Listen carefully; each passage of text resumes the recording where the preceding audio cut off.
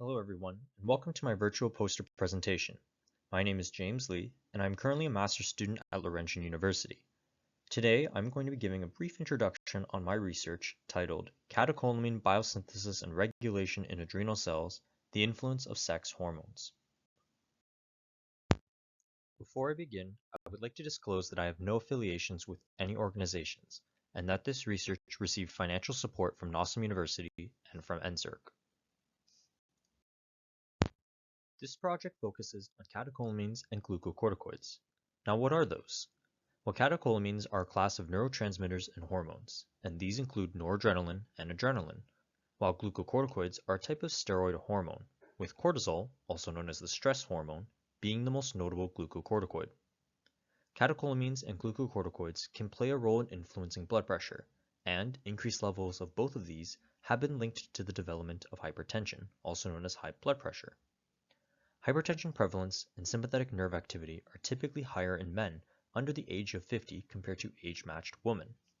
However, this trend is reversed after the age of 60 in postmenopausal women.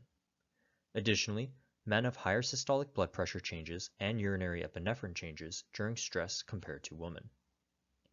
These sex differences in hypertension rates and stress response are thought to be attributed in part to sex hormones, such as estrogen and progesterone, which are the main female sex hormones.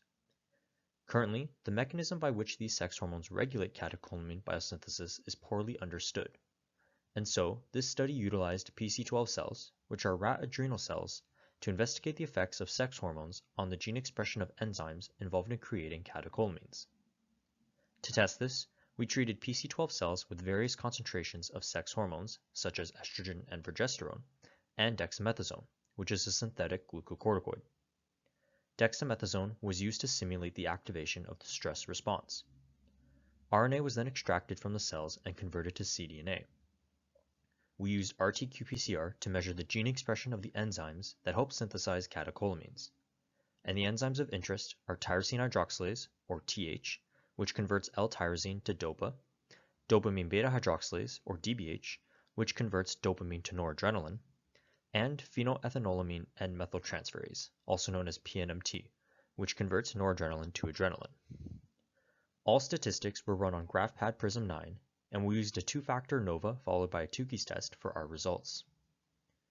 Now, our preliminary results show that estrogen and progesterone alone have no effect on the gene expression of catecholamine biosynthetic enzymes. We did see that dexamethasone, our glucocorticoid, significantly upregulated gene expression of tyrosine hydroxylase, dopamine beta hydroxylase, and PNMT. However, estrogen and progesterone appeared to modulate the dexamethasone upregulation for tyrosine hydroxylase and for dopamine beta hydroxylase. More specifically, we found that estrogen and progesterone potentiated the dexamethasone upregulation for tyrosine hydroxylase, but progesterone attenuated the upregulation for dopamine beta hydroxylase. The present study provides insight into the influence of sex hormones on catecholamine biosynthesis and the glucocorticoid response. Given that we looked at estrogen and progesterone, which are prominent female sex hormones, we plan to have future experiments include treatments of androgen, such as testosterone, as well as the overexpression of SRY protein, also known as the sex-determining region Y protein, to investigate the influence of male characteristics. We also plan to combine these sex hormones to see if there's any combination effect. Additionally, we will use ELISA kits to measure the actual catecholamine levels. Understanding the factors that contribute to hypertension could lead to improved management and prevention of the condition, and the experiments in this study focus on the interplay between sex hormones, glucocorticoids, and the adrenergic system in the development of hypertension.